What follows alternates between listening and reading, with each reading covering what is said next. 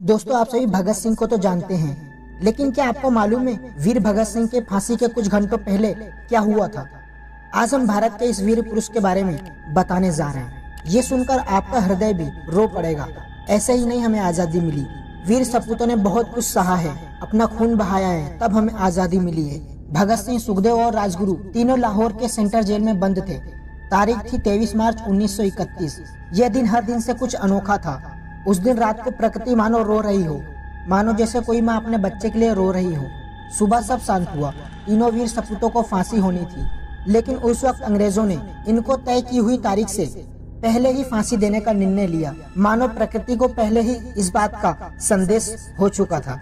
उस काले दिन सुबह सुबह ही जेल के अंदर चहल पहल थी। जेल के अंदर एक वार्डन था जिसका नाम था चरण सिंह। चरण सिंह ने सभी कैदियों को आवाज लगाकर कहा, सभी अपनी अपनी कोठरियों में चले जाओ। सभी कैदी चौंक गए। आज इतनी जल्दी कोठरी में जाने को आदेश क्यों आया है? वार्डन चरण सिंह ने कहा, ये ऊपर से ऑर्डर है, हमें कुछ नहीं पता। सभी कोठरियों में जाओ। सभी कैदी भयभीत हो गए और अपनी अपनी कोठरियों में चले गए।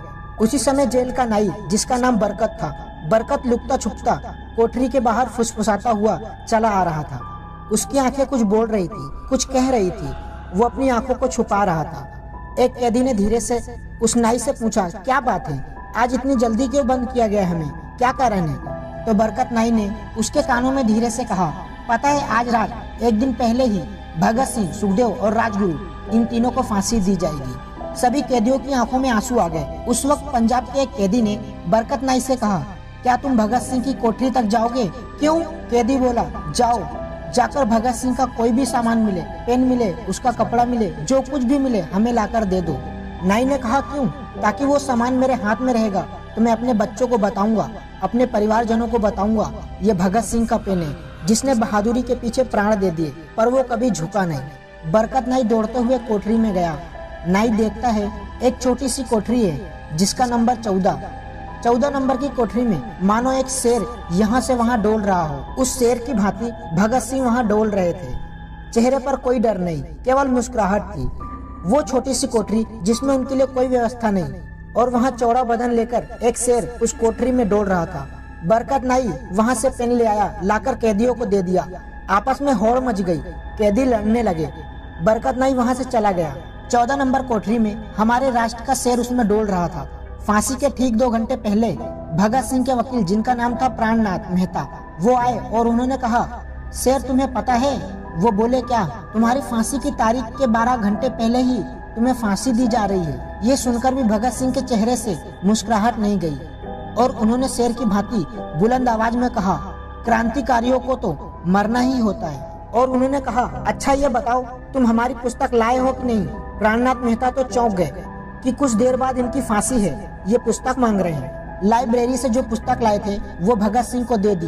भगत सिंह बिना देर किए पुस्तक पढ़ने लगे। प्राणनाथ ने कहा, और कुछ? भगत सिंह बोले, नहीं।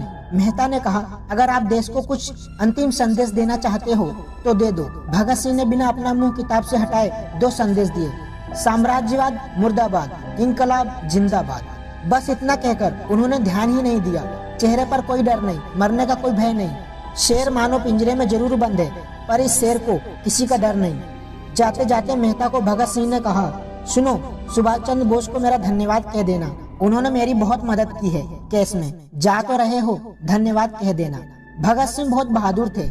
इनकी माँ जब फांसी से पहले मिलने आई तो भगत सिंह ने माँ का हाथ पकड़कर कहा, माँ मुझे एक वचन दे। माँ ने कहा, कहो बेटा, क्या दूं? माँ, जब मेरी फांसी लगे तो तू मत आना।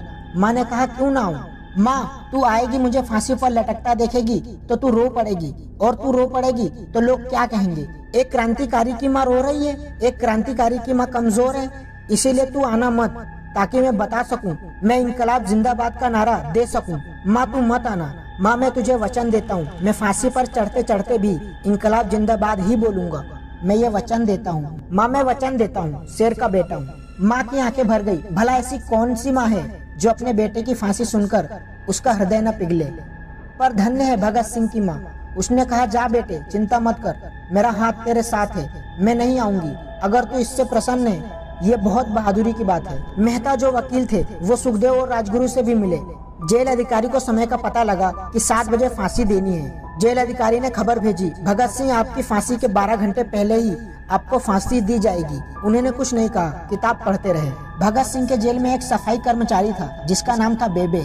बेबे से कहा भगत सिंह ने, बेबे मैं चाहता हूँ कि फांसी के पूर्व अपने घर का, अपनी माँ के हाथ का खाना खाना चाहता हूँ, क्या तुम मेरी ये इच्छा पूर्ण करोगे? बेबे ने कहा हाँ। बेबे गया तो घर से भोजन भी लेके आया, लेकिन कर्मचारियों ने उसे प्रवेश नहीं करने दिया। तीनों को बाहर निकाला। शाम के 5 बज रहे थे। आखिरी बार स्नान करवाया। तीनों एक दूसरे का हाथ पकड़े भगत सिंह, सुखदेव और राजगुरु आए और धीमे धीमे नहीं, बुलंद आवाज में तीनों कहने लगे, कभी वो दिन भी आएगा, आजाद हम होंगे, ये अपनी जमी होगी, ये अपना आसमान होगा। सब कैदी जेल खाने में बैठे हैं और आज सभी चुप बैठे हैं। सभी कैदी बार बार रास्ते को देख रहे हैं कि जब भगत सिंह निकले तो हम उन्हें देख लें। और इतने में सभी अधिकारी भगत सिंह, सुखदेव और राजगुरु एक दूसरे के हाथ पकड़े आ रहे थे। सभी कैदी बाहर की तरफ देखने लगे और हमारे भारत के शेर तीनों ने एक दूसरे का हाथ पकड़ा और डरे नहीं, सहमे नहीं, रोए नहीं और तीनों हाथ पकड़कर कहते हैं, सरफरोशी की तमन्ना अब हमारे दिल में है, देखना है दम कितना बाजुए कातिल में है। कैदियों की आंखों में आंसू आ गए, सब रोने लगे, सबकी आंखें भर गई।